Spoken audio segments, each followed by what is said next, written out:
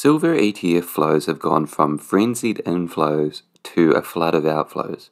So what we've got here is the chart of the week, and it's showing you silver ETF flows, which are standardized, so shown as a percentage of assets under management.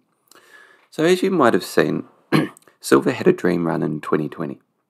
And well, to be fair, most markets mooned back then, riding the tides of extreme monetary easing and a horde of newly minted day traders.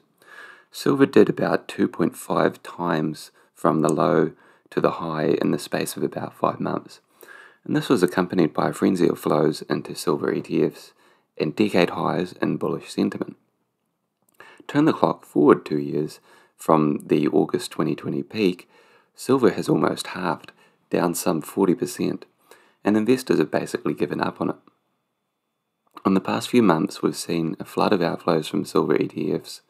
Speculative futures positioning has moved slightly net short from previous crowded longs, and sentiment has collapsed to the most bearish readings in recent history.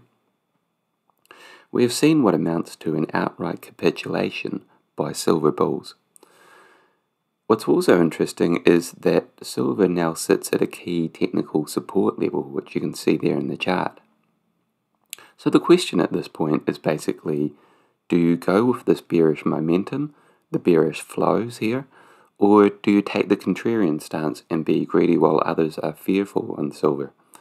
The macro backdrop would certainly seem consistent with weakness, given the strength in the US dollar and aggressive Fed rate hike plans, but at the same time, you might ponder whether those elements are already in the price, and that actually the next logical step could be for all this tightening to trigger a recession, which I've talked about it at length. Go and check out the Recession 2022 video there that we've got on the channel.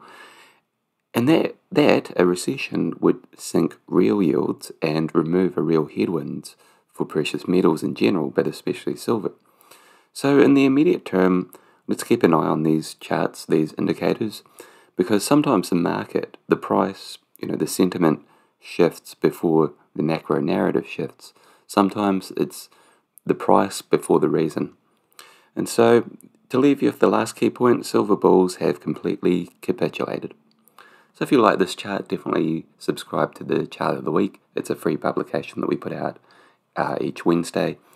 And it's an interesting chart like this and any other macro topics. And we provide a bit of explanation and key takeaways. So definitely look into that. The link is in the description of the video. Or go to topdowncharts.substack.com.